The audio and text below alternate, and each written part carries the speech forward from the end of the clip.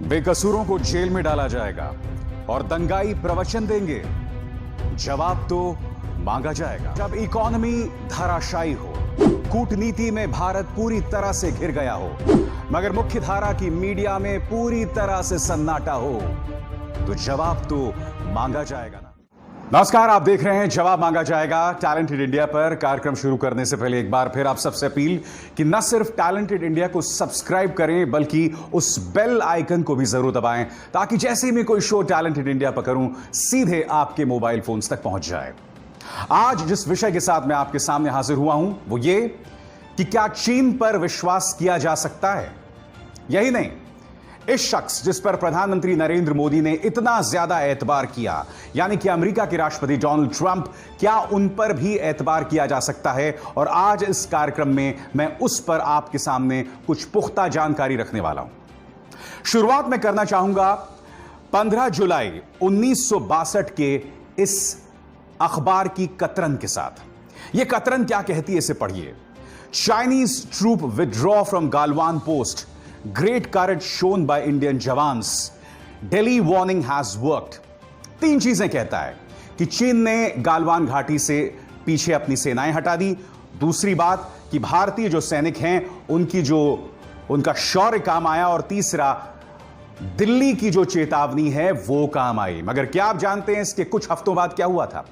इसके कुछ हफ्तों बाद चीन ने भारत पर हमला बोल दिया था 1962 का, और भारत को शिकस्त का सामना करना पड़ा था। यानी कि चीन ने भारत के साथ विश्वासघात किया है। इतिहास इस बात का गवाह है कि चीन ने हमारे साथ उस वक्त भी विश्वासघात किया था। और अब जो खबरें आ रही हैं उसके मुताबिक यह कहा जा रहा है कि LAC पर जो तनाव चल रहा था लद्दाख में, उसके बाद अब चीन ने भी अपनी सेनाएं पीछे खींचनी शुरू कर दी हैं।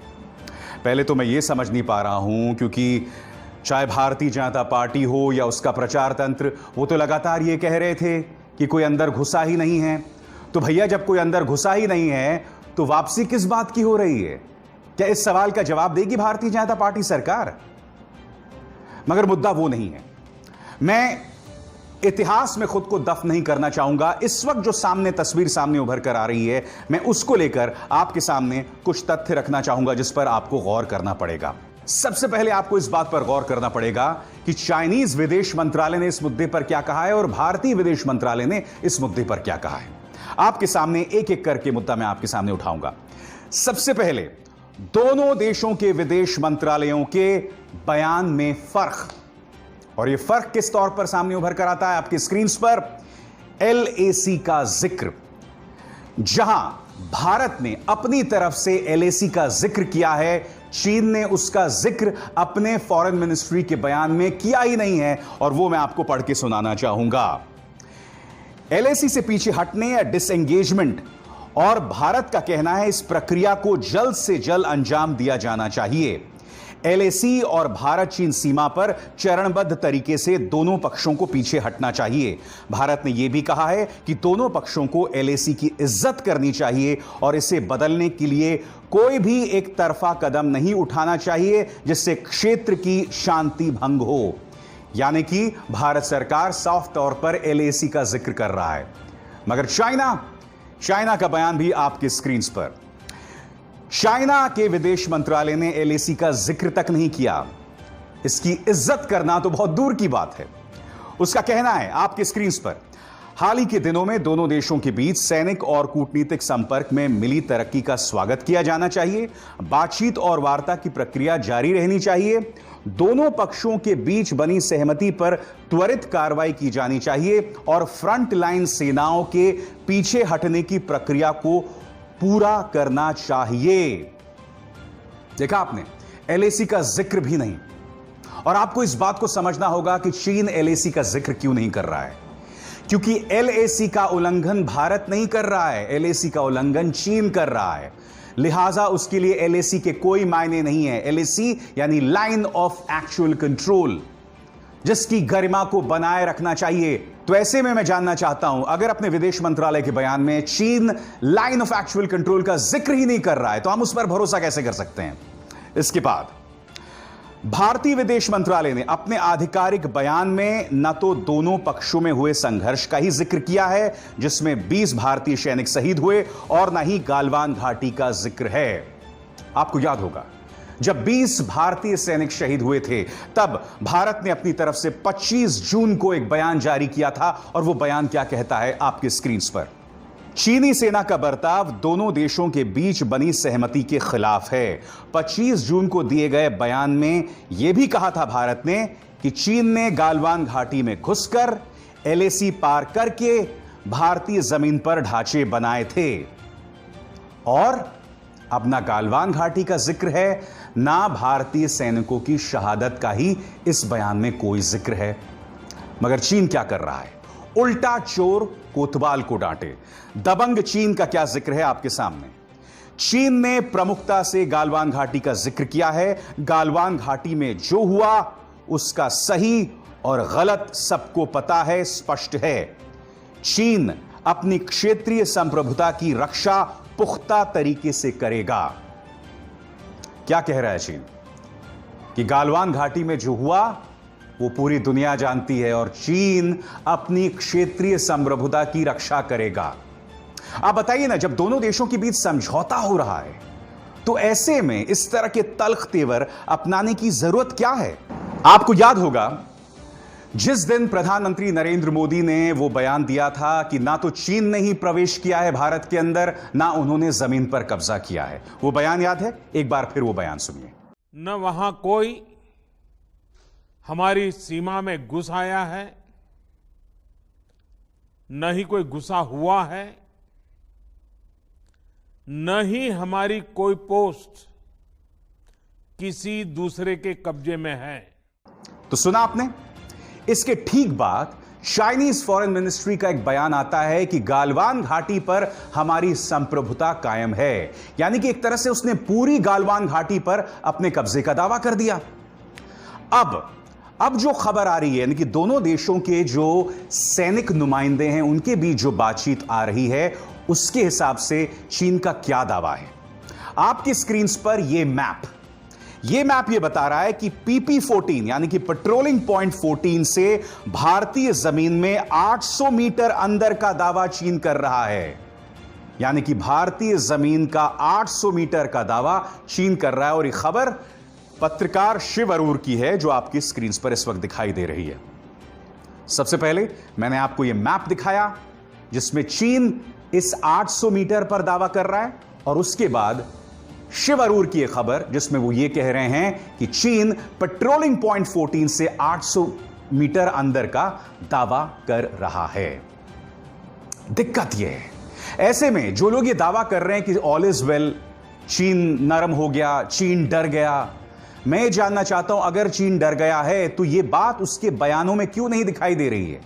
आखिर चीन इस कदर तल्ख तेवर क्यों अपना रहा है? मानो वो फिर से लड़ाई चाहता है। इसकी वजह क्या है? क्या इस मुद्दे को लेकर पारदर्शिता बरतने की जरूरत नहीं है? ऐसे में आज मैं कुछ सवाल आपके सामने रखना चाहूंगा, जवाब मांगा जाएगा के जरिए। मुद्दा नंबर 1, भारत को संभल कर आगे बढ़ना होगा।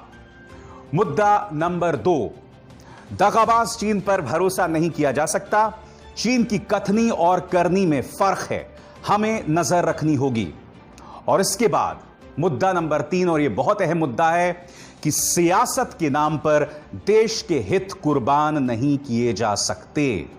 जी हां, आप सियासत कीजिए, मगर यह वो मुद्दा नहीं है जिस पर सियासत नहीं की जा सकती। और यही वजह है कि मैं बार बार इस कार्यक्रम में आपके सामने कह रहा हूं कि चीन पर विश्वास मत कीजिए। और मैं सिर्फ 1962 की अखबार की इस कतरन की बात नहीं कर रहा हूं कि किस तरह से पहले भारत पीछे गया और उसके बाद चीन ने हमला बोल दिया। नहीं, इस वक्त भी जो सामने सबूत उभर कर आ रहे हैं, मैं उस आधार पर कह रहा हूं। और अब जो मैं आपके सामने प्रमाण रखने वाला हूं, उसके बाद आपको इस बात पर यकीन हो जाएगा कि चीन पर किसी भी सूरत में विश्वास नहीं कर सकते हैं। क्या आप जानते हैं कि बैंगलोर स्थित एक संस्था है जिसका नाम तक्षशिला संस्था है। तक्षशिला इंस्टीट्यूट ने गूगल मैप से यह मानचित्र आपके सामने पेश किया है, जो आपके स्क्रीन पर है। उनकी रिपोर्ट क्या कहती है, मैं आपको बताना चाहूंगा। मगर उससे पहले मैं आपको यह बताना चाहूंगा, आप जानते हैं कि डोकलाम में भारत और चीनी सैनिकों के बीच संघर्ष हुआ था। करीब 73 दिनों के बाद भारतीय जनता पार्टी सरकार ने हमसे कहा था कि डोकलाम में हमने जीत हासिल कर ली है।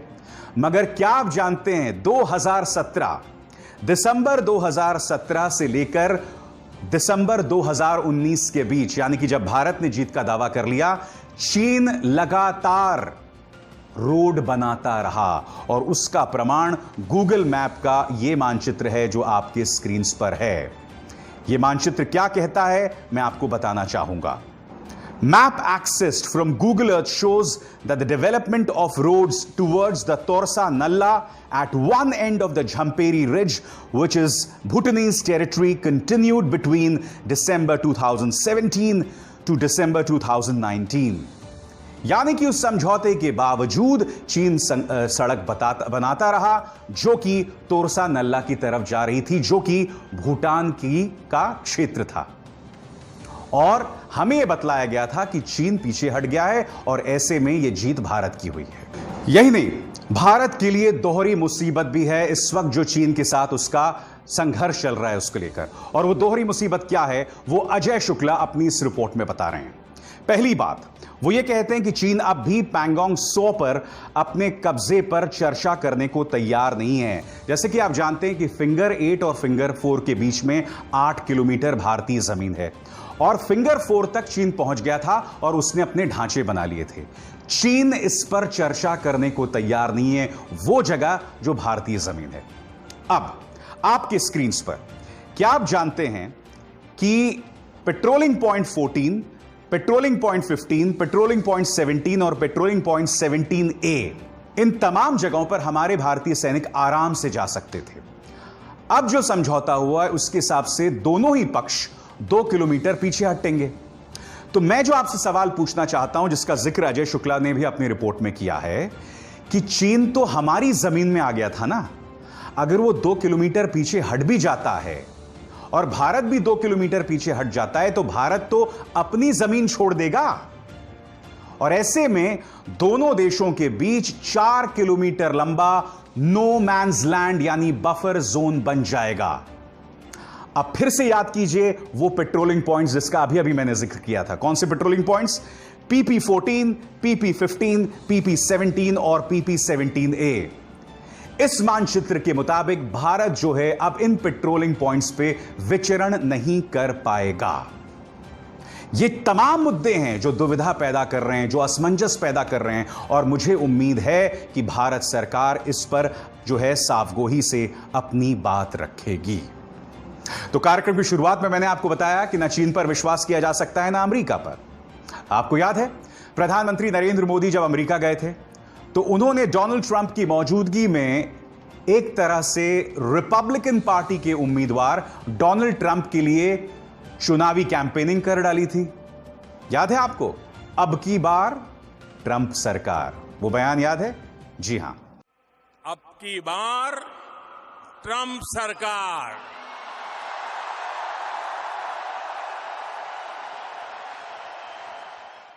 उसके बाद ट्रंप भारत आते हैं।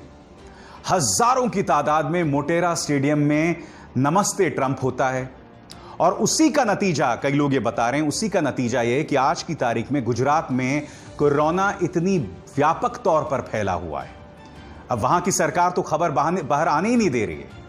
तो मैं आपसे क्या कहने की कोशिश कर रहा हूं कि भारत ने पूरी वफा निभाई, पूरी सेवा की ट्रंप की, मगर ट्रंप क्या करते हैं? आपके सामने 2 खबरें। पहली बात, H1B वीजा को वो सस्पेंड कर देते हैं। H1B वीजा क्या होता है? जो भारतीय अमेरिका चाहते हैं वहां पर नौकरी करने के लिए, उनके लिए H1B वीजा होता है और जो कंपनीज होती हैं अमेरिका की, वो इस वीजे का इस्तेमाल करती हैं विदेशी वर्कर्स को नौकरी पर रखने के लिए। डोनाल्ड ट्रंप ने इसे ही कैंसिल कर दिया और क्या आप जानते हैं, सबसे ज्यादा H1B वीजा भारतीय लेते हैं। तो मैं ये जानना चाहता हूं कि जब प्रधानमंत्री नरेंद्र मोदी ने अमेरिका जाके डोनाल्ड ट्रंप के लिए चुनावी कैंपेनिंग की थी, तो क्या इसका सिला भारत को इस तरह से मिला है? बात यहां नहीं रुकती, क्योंकि इसके बाद जो डोनाल्ड ट्रंप ने किया है ना, वो बहुत ही शर्मनाक है। क्या आप जानते हैं ताजा फरमान क्या कहता है आपकी स्क्रीन पर? यह ताजा फरमान यह कहता है कि अमेरिकी विश्वविद्यालयों में, अमेरिकी कॉलेजेस में जो क्लासेस ऑनलाइन चल रही हैं, उसके फॉरेन स्टूडेंट्स अब वापस अपने देश चले जाएं। यानी कि लाखों रुपए देके जो लोग अमेरिका पहुंचे थे पढ़ने के लिए, अगर उनकी क्लासेस ऑनलाइन हो रही हैं तो अब वो भारत वापस आ जाएं। अब आप भी जानते हैं कि भारत के कई हिस्सों में इंटरनेट को लेकर कोई बहुत मजबूत स्थिति तो है नहीं, और इसकी भी गाज, इसका भी नुकसान जो है भारतीयों को ही हो रहा है। ऐसे में बीजेपी सरकार से मैं जानना चाहता हूं कि आपने इस शख्स पर इतना एतबार क्यों किया? आपने इस तरह से शख्स की इतनी आवभगत क्यों की? क्योंकि ये दोनों ही फैसले बताते हैं कि डोनाल्ड ट्रंप भारत के लिए सही विकल्प नहीं है। और इस देश में ढेरों ऐसी तस्वीरें सामने उभर कर आई हैं जहां डोनाल्ड ट्रंप की आरती उतारी जा रही थी। तो आज जवाब मांगा जाएगा में मैंने आपके सामने दो मुद्दे उठाए। मुद्दा नंबर 1, चीन पर विश्वास नहीं किया जा सकता। मुद्दा नंबर 2, अमेरिका पर भी विश्वास नहीं किया जा सकता। तो आप कहेंगे भैया किस पे विश्वास किया जाए? हमें किसी पर विश्वास नहीं करना चाहिए, हमें खुद पर विश्वास करना चाहिए, खुद में विश्वास होना चाहिए और हम सबको एकजुट होना चाहिए। क्योंकि अगर हम बिखरे हुए रहेंगे, अगर भारतीय जनता पार्टी अपने ही विपक्ष को टारगेट करेगी, अपने ही पत्रकारों को टारगेट करेगी, अगर इसी तरह से हम तू मैं करते रहेंगे, कुत्ते बिल्लियों की तरह लड़ते रहेंगे, तो देश बिखर जाएगा, देश को नुकसान होगा। इसलिए हम सबको एकजुट होकर रहना है। अभिसार शर्मा को दीजिए इजाजत। नमस्कार। अगर आपको हमारे वीडियोस पसंद आए तो प्लीज लाइक करें, सब्सक्राइब करें और शेयर करें।